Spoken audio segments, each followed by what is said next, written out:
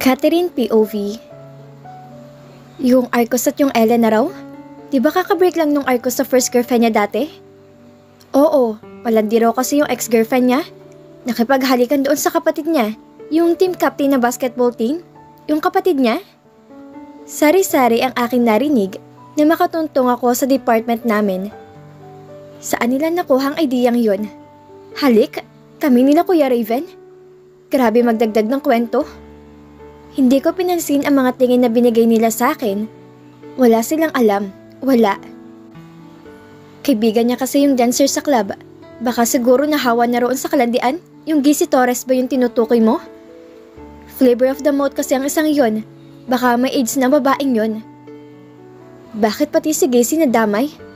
Hindi ba marangal na trabahong pagiging dancer sa club? Wala naman siyang tinatapakan ng ibang tao. Mas masahol pa kayo sa kanya?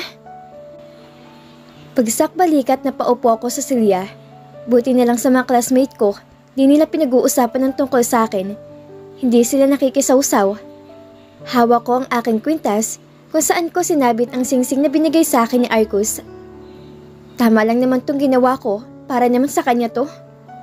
Bakit parang isang malaking kasalanan na nagawa ko? Catherine! Nawala ang aking iniisip na magulat akong nasa harapan ko na si Gisy. Hingal ni hingal tong nakatingin sa akin. Huwag ka maniniwala sa mga sabay-sabay na naririnig mo, okay? Huwag mo nalang pakinggan. Nag-aalalang sabi niya sa akin. Ngumiti ako sa kanya. I'm fine, Gisy. They don't do anything at all. The ones they spread and just fake news. Mahinahon kong saad sa kanya. May kinuha ko sa bag. Inom ka muna oh. Alok ko sa kanya ng bottled water ko. Tumanggi siya sa akin. May baon din akong tubig, Kat. Salamat. Anya sa akin at umupo sa tabing silya ko.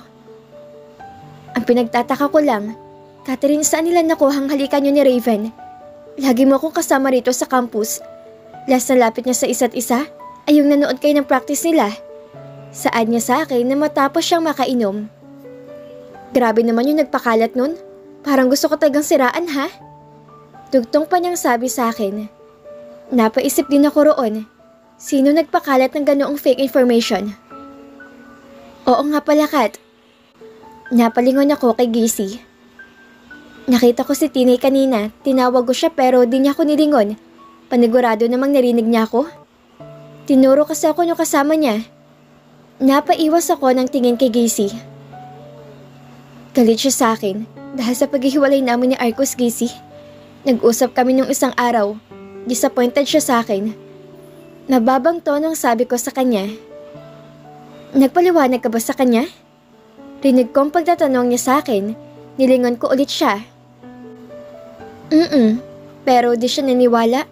Mas naniwala siya sa sinabi ni Arcos sa kanya. Hindi ko nga alam kung tungkol saan na pinag-usapan nila. Malungkot na sabi ko sa kanya. Pero hayaan mo na. Siguro di pa talaga matibay yung friendship na meron kaming dalawa. Saad ko kay Gisy.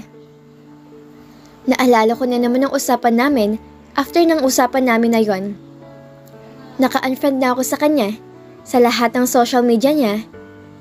Hay, mas naniwala siya roon kaysa ikaw na best friend niya, Catherine. Ang tanong dito, ano yung sinabi ni Arcos sa kanya? Napalingon ako kay Gisy. Wala rin akong idea. In-unfriend na niya ako sa lahat ng social media niya. Maging sa phone, binlock niya ang number ko. Siguro okay na yon. At least malalayo sila sa akin. At least, kapag nawala ako, di na sila masasaktan pa ng husto.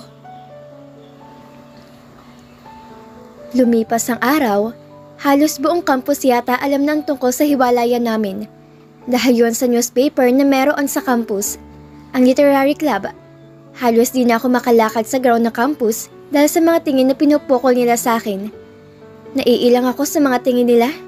Mabuti na lang nasa tabi ko si Gisy. Siya ang nagsusungit sa mga schoolmates naming tinatawanan ako at pinaparinggan ako. Kaya maging issue niyang pagiging dancer niya sa club ay dandabay na rin. Catherine, napahinto ko sa aking pag-outline nang tawagin ako ni Cap, ang president ng art club. Kinausap ko ng president ng literary club. Pinatanggal ko ng issue na meron ka sa buong campus. Hindi raw nila alam na may ganun topic sa print nilang newspaper ngayong buwan. Anunsyo ni Cap sa akin. Don't worry about that issue. My issue was even worse than yours. They don't do anything. They are the only marites on campus na bumubukan ng bibig pero walang saysay ang sinasabi. Pagpapatuloy niyang sabi sa akin at tinapang aking kanang braso. Lilipas din ang issue mo. Tumango ako kay Cap. Salamat po, Cap. Saad ko at yumuko sa kanya. Tinaas niya lang ang kanang kamay niya at bumalik sa kanyang pwesto. Buti na lang, sobrang bait ang president namin. Bumalik ako sa aking pagkakaupo. Kinuha ko ulit ang pencil ko. Na mapansin kong nakatingin sa akin si Griffin. Ngumiti ka na lang, Catherine. Lalo mo silang inisin? Saad niya sa akin at bumalik ang tingin niya sa kanyang ginagawa. Napangiti ako sa kanyang sinabi. Kahit ilang taon na wala sa akin, may nanatili pa rin naniniwala sa akin. Hindi man silang pinakamatagal na nakilala ko, pero ramdam ko ang genuinely na sinasabi nila about sa akin. Salamat. Dahil nakilala ko sina Gacy, Griffin and buong member ng art club. Nagkaroon ako ng panibagong pamilya dahil sa kanila. That's all for today, class. Enjoy your weekends. Masayang pahayag ng huling professor namin. Pagkapalabas pa lang ng professor namin, ay kanya-kanya na nag-iingay ang mga classmate namin. Catherine, bukas ha? Yung pinag-usapan natin? Ngumiti ako kay Gacy. Oo naman, doon na lamang tayo maghintayin sa entrance ng mall ha? Bilin ko sa kanya. Balak naming bumili ng materials para sa project namin sa General Psychology at magpapagupit din daw si Gacy bukas. Hinaplos ko ang aking buhok. Pagupit na rin kaya ako. Mahaba na rin tong buhok ko na umabot na sa bewang. Magpapaalam muna ako kay Mommy para bago ako magpa-chemotherapy, nasubukan ko magpa-short hair. Sabay kaming lumabas ng classroom. May ilan pa rin ako napapansin na nakatingin sa akin, pero wala na akong pake sa mga tingin nila. Tama ang sinabi ni Griffin, patayin ko na lang sila sa ngiti para malaman nilang wala na akong pakaalam sa issue. Hindi naman kasi totoo yun. Ingat sa pag-uwi, Catherine. See you tomorrow. Malakas na paalam ni Gacy sa akin. Kumaway ako pabalik sa kanya.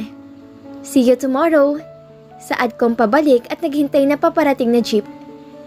Hanggang ngayon, wala pa rin akong communication kina Arco sa Tinay. Siguro ayos na yon. Maayos na siguro sa ngayon. Good morning, Princess. Bati sa akin ni Mommy. Good morning din po, Mommy. Masayang bati ko pabalik sa kanya. Si Daddy po? Sabay lingon ko sa sala. Wala si Daddy? Tulog ba kaya si Daddy? Nilapag ni Maming isang tasang gatas sa aking harapan. May emergency sa Tita Emily mo. Pinapunta ang Daddy mo roon, Princess. Kinabahan ako sa sinabi ni Mommy. Ayos lang po ba si Tita Emily, Mommy? Nag-aalala kong tanong sa kanya. Si Tita Emily ang panganay na kapatid ni Daddy, bunso sa 3 magkakapatid si Daddy. Ang pangalawang kapatid nila ay nasa bansang California at doon na nakatira. Maayos lang ang lagay ng Tita Emily mo. Ang pinapaasikaso yata sa Daddy mo ay yung bagong resort na binili ng asawa ng Tita Emily mo? Saad ni Mommy sa akin. Kumain ka na rin, Princess. Alam kong aalis kayo ni Gacy ngayon. Tumango ako sa kanya. Oo nga pala, Mommy. Bulalas kong sabi. Nakalimutan ko ngayon pala kami pupunta ng mall ni Gacy. Buti na lang nakaligo na rin ako. Naglagay ako ng sinangag at ham sa aking plato. Konti lang muna kakainin ko. Doon na lang ulit ako kakain sa mall. By the way, Princess, di ko na napapansin si Tinay. Di na siya dumadalaw rito. Napahinto ang aking pagsubo dahil sa sinabi ni Mommy. Hindi niya alam na magkaaway na kami ni Tinay ngayon. Baka po busy lang sa course niya. Marami po yatang ginagawa sa section nila, Mommy. Palusot na sabi ko na lamang sa kanya. Pinapanalangin kong di na magtanong si Mommy tungkol kay Tinay. Wala kasi ako may isasagot pa. Wala rin kasi akong contact tungkol sa kanya. Siya na ang kusang pumutol sa friendship na matagal naming binuo. Salamat po sa pagkain, Mommy. Masaya kong wika sa kanya at dinala ang aking pinagkainan sa sink. Akyat na po ako ha. Baka po nag-text si Gacy sa akin. Ani ko sa kanya at umakyat na ulit papunta sa room ko. Napasandal ako sa pinto. Malungkot nang umiti ako na maalala ko ang tanong ni Mami kanina. Never na ulit pupunta si Tinay rito, Mami. Sorry po. Saad ko sa aking sarili. Lumapit ako sa side table na malapit sa aking kama. Hinila ko ang drawer at kinuha ko ang cellphone ko. Nakahinga rin na maluwag ang makitang wala pang text si Gacy sa akin. Ako na ang una magtitipan ng mensahe para sa kanya. Gacy, text ka na lang kapag on the way ka na, okay? Ingat! Message sent. Binitawan ko ang cellphone ko sa kama at pumasok sa bathroom ko. Need ko na magpalit. Hindi ko siya pwedeng paghintayin. Nakakahiya naman kay Gacy. Sinuot ko ang aking black jeans at ang aking top na vintage turn-down collar blouse na kulay beige. Anilabas ko ang sneakers kong black and white. Ayos na siguro to. Nilugay ko na lang ang buhok ko. Desidido na ako magpagupit na rin hanggang sa aking balikat. Kinuha ko rin ang slim bag ko. Na makitang maayos ng aking itsura sa full mirror ko na nandito. Dinampot ko na ang cellphone kong nasa kama. Doon ko lang napansin na nag-reply na pala si Gacy. Okay Kat, on the way na ako. Ingat din sa'yo. Text na lang as okay? May emojis pa siyang nilagay. Si Gacy talaga kahit kailan. Nilagay ko ang phone sa slim bag at maging ang wallet ko, saka bumaba na sa sala. Mami? Tawag ko kay Mami. Aalis na po ako. Pagpapatuloy kong sabi sa kanya. Sumilip siya mula sa kusina. Ingat princess. Inayos ko ang sintas ng aking sneakers. I will po, Mami. At magpapagupit po ako. Saad ko sa kanya at ngumiti lang to sa akin. Buti na lang pumayag si Mami. Lumabas na ako ng tuluyan sa bahay namin. Hindi pa naman mainit, kaya di ko na lang muna nilabas ang payong mula sa slim bag ko. Buti na lang nagkasya roon. Pagkalabas ko sa gate, tumawid ako sa kabilang kalsada at eksakto may dumaan agad na jeep papunta sa mall. Nakasakay na ako sa jeep na maramdaman ko nag-vibrate ng cellphone ko na nasa slim bag. Nag-text siguro si Gacy. Di ko naman makuha ang phone ko dahil delikado. Marami ako napapanood ng mga snatcher. Tumingin ako sa bintana at nakita kong isang stoplight na lang ay nasa mall na ako. Para po, mariing sigaw ko kay Manong driver. Hindi lang pala akong bababa rito, marami rin pala kami. Pagkababa ko, nakaramdam ko ulit na nag-vibrate ang phone ko. Binilisan ko ang paglalakad papasok sa mall. Natanaw ko agad si Gacy na nakasandal sa railings. Nakatapat sa tenga niya ang cellphone niya. Marahil tinatawagan niya ako. Gacy! Sigaw ko sa kanya at niyakap siya patalikod. Ay pala kang nahulog sa lupa. Catherine, huwag ka manggulat. Bulalas nang sabi sa akin, kaya napapisain ako sa kanya. Sorry. Hingi ko ng paumanhin. Saan tayo unang pupunta? Sa parlor o sa National Bookstore? Pagtatanong ko sa kanya, lumakad kami ni Gacy. Marami-rami na rin ang mga tao naglalakad sa mall. Pagupit muna ako, Catherine. Saad niya sa akin. Tumango ako sa kanya.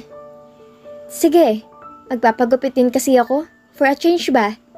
Saka, hinawakan ko ang dulo ng buhok ko.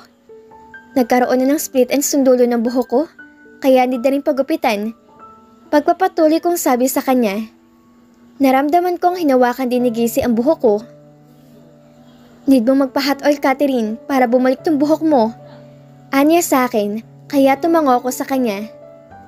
Tara na! Masayang yaya ko sa kanya.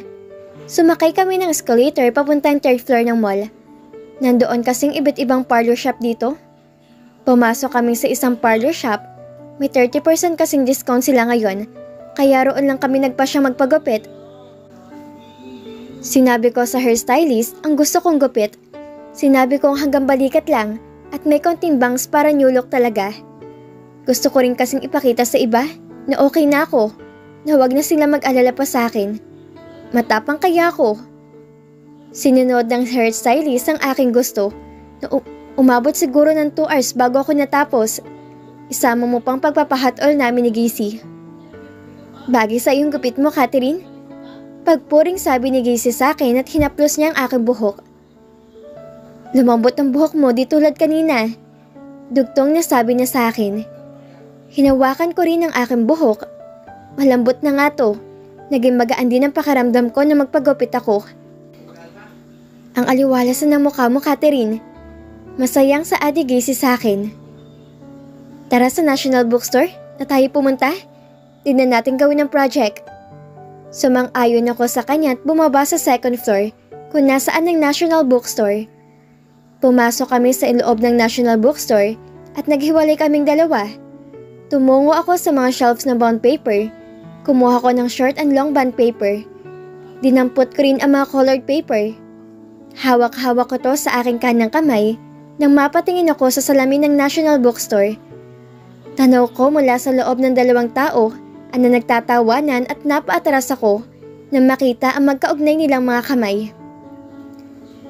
Di ko pa rin pala kaya makita silang dalawa. Ilang beses ko tong pinag-isipan. Alam kong wala na dapat akong pake sa kanilang dalawa, pero di ko alam bakit nasasaktan tong puso ko. Siguro kailangan ko ng boses mula sa kanya para once na marinig ko yun, mawawala na rin tong sakit na nararamdaman ko. Gacy, mauna ka na umakyat. May titingnan lang ako sa snacks bar. Saad ko kay Gacy, nakatingin siya sa akin at puno ng pagtataka ang kanyang mga mata. Hintay na lang kita. Umiling ako sa kanya. Ayos lang ako, dalhin mo na lang tong bag ko para di ka mag-worry. Nakangiting sabi ko sa kanya. Tinitigan niya ako at saka tumango sa akin. Sige, umakyat ka agad pagkagaling mo ng snack bar, okay? Tumango ako sa kanya. Tiningnan ko pa si Gacy hanggang makaakyat siya sa department namin. Tinungo ko ang daan na tinahak ni Ellen. Nakita ko siya kanina at ito na ang oras para kausapin siya. Natanaw ko siyang bumibili sa may stationery store. Lumapit ako sa kanya at kinalabit ang kanyang kanang braso. Can we talk, Ellen? Lakas loob kong tanong sa kanya. Sobrang sakit na kasi itong nararamdaman ko. Hindi ko alam bakit nararamdaman ko to. Ako naman ang pumili nito. Tumingin siya sa akin at matagal bago siya sumagot. Okay. Tungkol saan? Mahina ako ng boses niyang sabi sa akin. Ngumiti ako sa kanya. Mahal mo ba talaga siya? Wala na akong pake kung magmukha akong desperada. Ang gusto ko lang imalaman para di na ako makonsensya. Para malaman ko na ayos lang siya kapag nawala ako. Baka sa mukha niya na nag-aalinlangan siyang sumagot, kaya ngumiti ako sa kanya ng ubod ng laki. Sige, thank you Ellen. Maraming salamat. Hinawakan ko ang dalawang kamay niya. Ingatan mo siya ha? Huling sabi ko sa kanya at tumalikod na. Hindi na siya hinintay sumagot. Alam ko rin naman ang totoo. At least kapag nawala ako, alam kong nasa tamang tao niya si Arcus. Ayos lang bang kausapin ng ex mo, Griffin? Pagtatanong kong sabing katabi. Busy siya sa kanyang ginagawa. Anime na naman ang dinodrawing niya. Tumingin ako sa kanya at hinihintay ang kanyang sagot. Ilapag niya ang kanyang lapis. Ayos lang naman kausapin ng ex. Tipid niyang sagot sa akin. Ang hindi maayos kung may nararamdaman ka pa sa kanya. Kung gusto ka bang kausapin ng ex mo, alin man doon, Catherine. Hindi ko alam kung anong tumatakbo sa isipan mo. Kung gusto mo ng closure sa pagitan yung dalawa, kausapin mo siya na kayong dalawa lang. Mahabang sabi niya sa akin. Tiningnan niya ako sa aking mga mata. Hindi ko alam kung bakit nakipaghiwalay ka sa ex mong taga-literary club, pero ramdam ko sa mata mo na mahal mo pa rin siya. Nagulat ako sa kanyang sinabi. Pero di ko pinahalata sa kanya yun ha? Ha? Patay mali siyang tanong ko sa kanya. Pwede mo naman kausapin, Catherine. Huling sabi niya sa akin at bumalik na sa kanyang ginagawa. Hindi na alis sa aking isipan ang sinabi ni Griffin kanina. Patuloy itong ume-echo sa isipan ko. Paulit-ulit kaya desidido na rin ako makipag-usap kay Arcus. Last na ito. The next day, Gumising talaga ako ng maaga at pumasok na maaga sa campus. Hinihintay ko si Arcos dito sa labas ng gate. Kakausapin ko na siya sa huling pagkakataon. Huli na to. Napatayo ako na makitang bumaba na ng jeep si Arcos. Tumakbo ako palapit sa kanya. Arcos! Malakas sa tawag ko sa kanyang pangalan. Hindi siya huminto at nagpatuloy siya sa kanyang paglalakad. Kaya hinawakan ko ang kanyang braso. Arcos! Kinapalan ko na ang mukha ko para makausap siya. Pwede ba tayo mag-usap na dalawa? Hinihingal kong sabi sa kanya. Lumingon siya sa akin at malalamig na mga mata niya ang sumalubong sa akin. Para saan pa? Walang buhay na tanong niya pabalik. Please, can we talk? Nauutal kong sabi sa kanya. Tumingin siya sa kanyang wristwatch. Follow me. Saad niya sa akin at nauna nang lumakad palayo sa campus namin. Hindi ko alam kung saan kami pupunta. Sinusundan ko lamang si Arcos. Ganun na lamang ang aking pagkagulat nang pumasok siya sa isang sikat na motel na malapit lang sa campus. Bakit tumigil ka? Kailangan natin mag-usap, di ba? Hindi ko alam kung tatakbo na ba ako paalis o susundan pa siya. Pero may buhay yata tong pa ako dahil sumusunod siya kay Arcos. Kinausap niya ang babaeng nasa front desk at may inabot siyang susi kay Arcos. Sumunod ulit ako sa kanya. Sumakay kami ng elevator, malayong agwat namin sa isa't isa. Ilang buwan na ba ang nakakalipas? Pakaramdam ko, di ko nakilala si Arcos. Sobrang layo na niya sa akin. Lumabas kami sa elevator at huminto kami sa room 305. Binuksan niya yon at pinapasok niya ako. Napapidlag ako nang marinig ang paglock ng pinto. What do you want to talk about? Kung paano niyo ako gagaguhin ng patalikod ni Raven? Yun ba, Catherine? Sumbat na sabi niya sa akin. Nagulat ako sa kanyang sinabi. Hindi ko alam kung saan mo nakuha ang impormasyon na yon. Pero walang namamagitan sa amin ni Kuya Raven, Arcos. Sigaw ko sa kanya. Ganyan ba yung tingin mo sa akin, ha? Pagtatanong ko sa kanya. Pinipigilan kong umiyak sa harapan niya. Tumayo si Arcos sa kanyang pagkakaupo sa kama. Lumapit siya sa akin. Bakit? Hindi ba, Catherine? Panguuyam na sabi niya sa akin. Hinawakan niya ang aking kaliwang braso. Sobrang diin ang kanyang pagkakahawak. Sa kanya ko balibag na pinahiga sa kama. Ngumisi siya sa akin. How many times Raven has touched you? Madiin ni Raven na saad sa akin. Hinawakan niya ang aking panga. Ilang beses ka na ba nagalaw nang hindi ko nalalaman? Arcos, mariing sigaw niya sa akin na siyang pagkagulat ko. Hindi na ikong Arcos na nakilala ko. Mahinang saad ko sa kanya. Ikaw ang nagpabago sa akin, Catherine. Sigaw niya sa akin at gano'n na lamang aking pagkagulat nang hatakin niyang uniform na suot ko. Nagsitapon ang mga botones ng suot ko. Nag-umpisa na ring tumulong aking luha sa magkabilang pisngi ko. Napasigaw ako nang halikan niya ako sa aking labi. Hindi katulad ng mga unang halik niya sa akin. At hindi ko na malayang na isang saplot ng aking katawan ay wala na ako. Arcos! Umiiyak na tawag ko sa kanya. Pero kahit anong tawag ko sa kanya, sarado ng isipan niya. Dumagan siya sa aking ibabaw. Siguro naman, kailangan kong pantayan ang ginagawa ni Raven sa'yo, Catherine. Anya sa akin. Hindi ni Arcos nararamdaman ang sakit na nararamdaman ko ngayon. Hanggang sa maramdaman kong unti-unti na ako nilalamon ng kadiliman. Hindi na siyang Arcos na nakilala ko.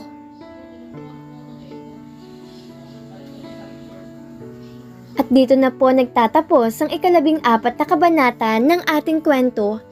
At sana'y muli niyo po akong samahan sa mga susunod pang kabanata na ibabahagi ko sa inyo.